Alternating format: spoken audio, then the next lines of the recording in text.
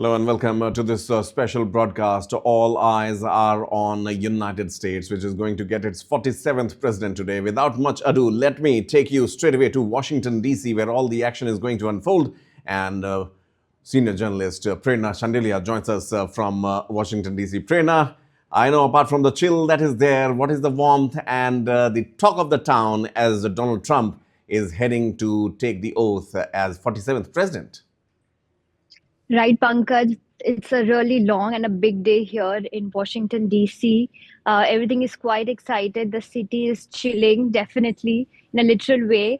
But to start off, I think Donald Trump, president-elect still, is going to start his day with a church service. That's part of his itinerary. And then he'll move to a tea with the outgoing president, President Biden, and First Lady Jill Biden. And after the tea at the White House, they'll move to the inauguration ceremony, which is, of course, set up to be happen at 12 noon around Eastern time here in Washington, D.C. And right after the inauguration, there's going to be what is called a departing ceremony between the outgoing president and the incoming president, and a little bit more ceremonies that are very traditional, like the review of troops, and again a lunch with the congressional committee at the Capitol. And right after that, President Trump is going to join his supporters at Capital One Arena, which he promised, because now the inauguration has moved indoors because of this chilling cold. That's where he's going to meet his supporters. So that's all for the day. Right. Right, Prerna, we can't thank you enough for actually braving that cold, fearing which, the whole process and program has been shifted. We have known Trump to be very eccentric, and right from assuming the office, he is expected, obviously, to make certain key decisions. Any idea about that? What is he going to do first things when he assumes the office?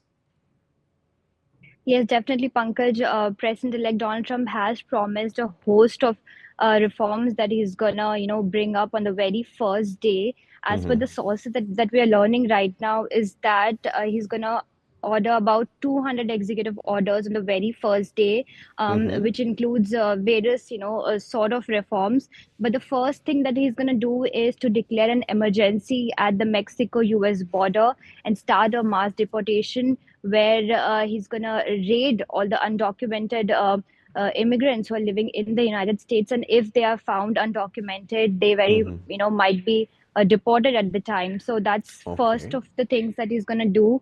Then that, like he also mentioned yesterday in the rally, that he's going to pardon the January 6th offenders, which he called them as hostages. And so yeah, that's the second thing he's going to do. Other than that, TikTok is also the major thing that Donald Trump has already promised, that he's going to pass an executive order and stop the ban of the TikTok in this country. So these are the few things that's in line for president like Donald Trump to pass on the very first day. But apart from that, the week is going to be full of action, and we'll see a lot more things coming up.